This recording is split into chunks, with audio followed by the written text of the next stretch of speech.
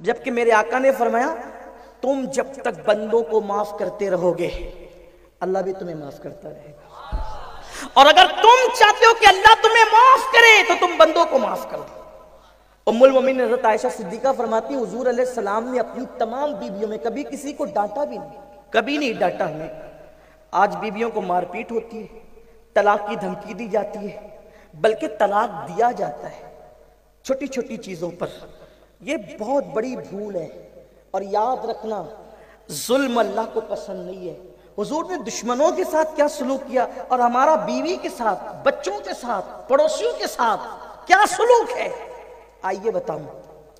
ایک شخص ہے جس نے نبی کے چچا جان کو قتل کیا ہے، اور وہ بھی نبی پاک صلی اللہ علیہ وسلم کے چہیتے چچا، بہت چہیتے چچا، بلکہ اس دور میں سب سے چہیتے چچا۔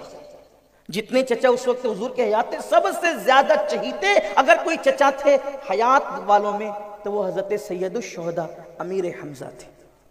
حضرت امیر حمزہ ہے، بہت محبت تھی، بہت پیار تھا، کہ اس لیے کہ رشتے بھی تھے۔ ایک تو یہ کہ حضرت حمزہ حضور علیہ السلام کی جو امی تھی تو وہ امی کے بھانجے بھی لگتے تھے، حضور علیہ السلام کی امی کے بھانجے بھی لگتے تھے حضرت امیر حمزہ۔ ایک رشتہ یہ بھی تھا۔ دوسرا رشتہ یہ تھا کہ ایک ماں یعنی حضرت صہیبہ کا دودھ دونوں نے پیا تھا، تو دودھ شریک بھائی بھی تھے، رضائی بھائی بھی تھے، بہت پیار تھا دونوں میں، زیادہ نہیں، صرف 3 سال کی عمر میں فرق تھا۔ حضرت امیر حمزہ کی عمر 3 سال زیادہ تھی، حضور علیہ السلام کی عمر شریف 3 سال کم تھی۔ یہ محبت، لیکن محبت بڑی تھی۔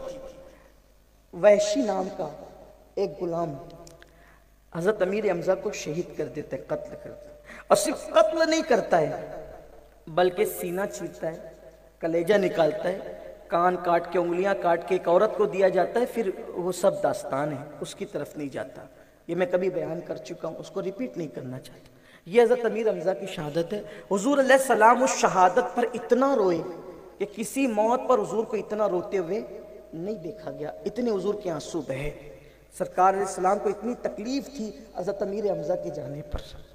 اب مکہ فتح ہوا، مکہ فتح ہوا تو فتح مکہ کے دن حضور علیہ السلام کو کچھ لوگ یاد تھے کہ یہ لوگ ہیں جنہوں نے ایسے جرائم کیے ہیں کہ ان لوگوں کے دکھ مسلمان بھول نہیں سکتے۔ تو سرکار علیہ السلام نے ان کی ایک لسٹ بنوائی تھی کہ یہ جہاں دکھیں گے ان کو وہیں قتل کر دینا، انہیں نہیں چھوڑنا، یہ جہاں دکھے ان کو قتل کر دینا۔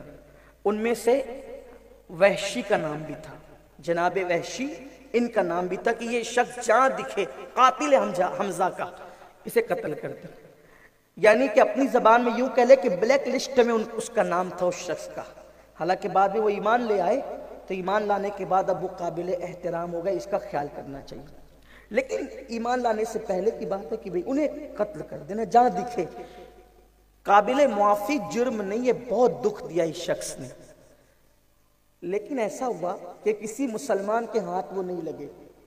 مکے کے کسی شخص نے کہا وحشی، محمد عربی نے تیرے لیے اعلان کیا ہے کہ تو جہاں دکھے قتل کر دے۔ وحشی نے کہا جب قتل ہی ہونا ہے تو کسی مسلمان، عام مسلمان کے ہاتھ سے کیوں، میں سیدھے جا کے محمد عربی کے سامنے کھڑا ہو جاتا ہوں تاکہ وہ خود مجھے قتل کرے، کیونکہ وہ قتل کریں گے تو یہ ہوگا کہ بھئی محمد عربی نے قتل کیا۔ حالانکہ اس کو نہیں پتا تھا کہ حضور جس کو قتل کریں، کیونکہ سب سے بدترین انسان دنیا کا وہ ہوتا ہے جو نبی کے ہاتھوں سے قتل ہوتا ہے، یا جو نبی کو شہید کرتا ہے وہ سب سے بدترین ہے، یا جس کو نبی نے قتل کیا وہ سب سے بدترین ہے۔ حالانکہ حضور علیہ السلام نے کسی کو قتل پوری زندگی میں نہیں کیا، ایک آدمی کے سوا۔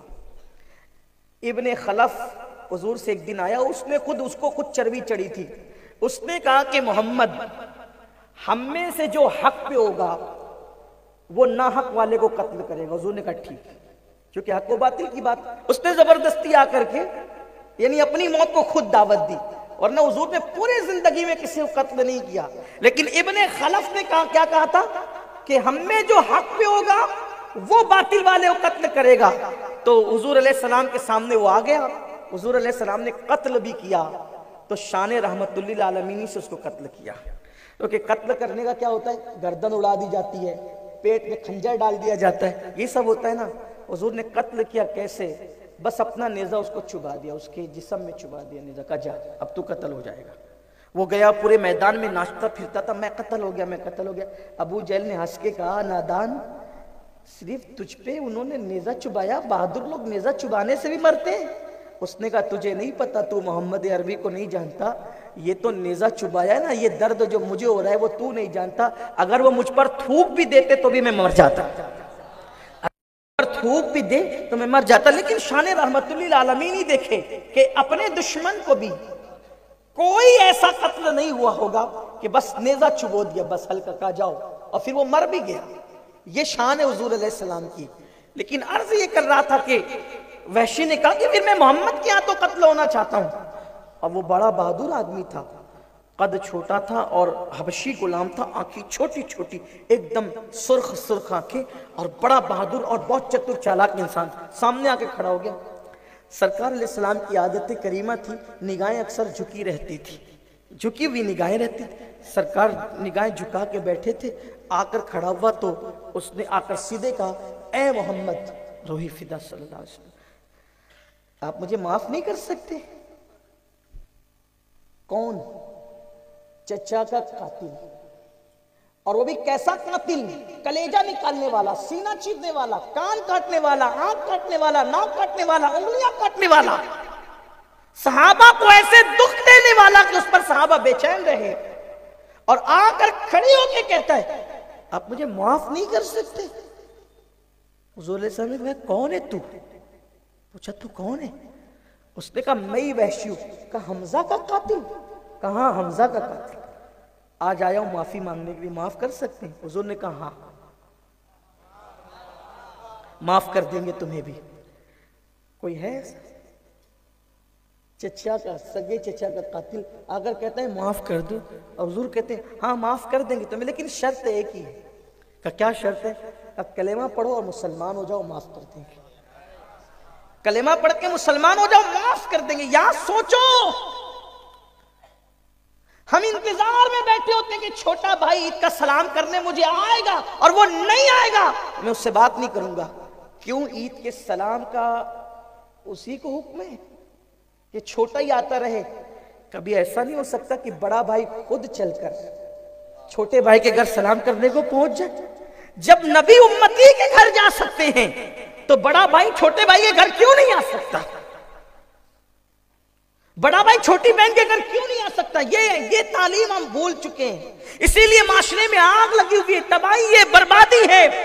ہم جو ہے وہ سب کچھ بن رہے ہیں لیکن ہم سچے پکے مسلمان نہیں بن پا رہے ہیں. ہم حضور کی سیرت کو اختیار نہیں کر پا رہے ہیں. بس میں لمبی نہیں کروں گا، مختصر میں سمیٹنا چاہتا ہوں. اللہ کرے کسی کے دل میں بات اتر جائے. اللہ کے حبیب نے فرمایا معاف کر دیں گے لیکن مسلمان ہو جاؤ. اس نے کہا ٹھیک ہے مسلمان ہو جائیں گے، لیکن ایک بات پوچھنی ہے. میں نے سنا ہے کہ جو کسی کو ناحق قتل کرے اللہ اس کو معاف نہیں کرتا. تو آپ تو مجھے معاف کر رہے ہیں لیکن آپ کا اللہ مجھے معاف نہیں کرے گا اور وہ عذاب دے گا. تو سرکار نے فرمایا ایسا نہیں ہوتا. جس کو میں نے معاف کر دیا میرا اللہ بھی اس کو معاف کر دے گا. جس کو میں نے معاف کر دیا اس کو میرا اللہ بھی معاف کر دے گا. اس نے کہا مگر آپ تو کہہ رہے ہیں نا وہ معاف نہ کرے تو، اگر وہ معاف نہ کرے تو. اب دل کے کانوں سے سنیں، کسی صوفی نے یہاں پر بہت اچھی بات کہی ہے. یہاں دل کے کانوں سے سنیں. جب وحشی نے کہا نا کہ آپ معاف کر رہے ہیں لیکن اگر وہ بالفرض ایسا کیوں نہ کرے تو، سرکار فرماتے ہیں ایسا نہیں ہوگا. لیکن اگر تو کہتا ہے تیرے کہنے کے مطابق کہ اللہ معاف نہ کرے تو سن، تیرے ساتھ میرا وعدہ ہے، تیرے ساتھ میرا وعدہ ہے. پوری امت کو بخشوانے کے لیے ایک سجدہ کروں گا. پوری امت کو بخشوانے کے لیے ایک سجدہ کروں گا. اور اگر تجھے معاف نہ کیا گیا تو تیرے اکیلے کے لیے دوسرا سجدہ کروں گا. اور جب تک اللہ تجھے معاف نہیں کرے گا میں سجدہ ہی کرتا رہوں گا.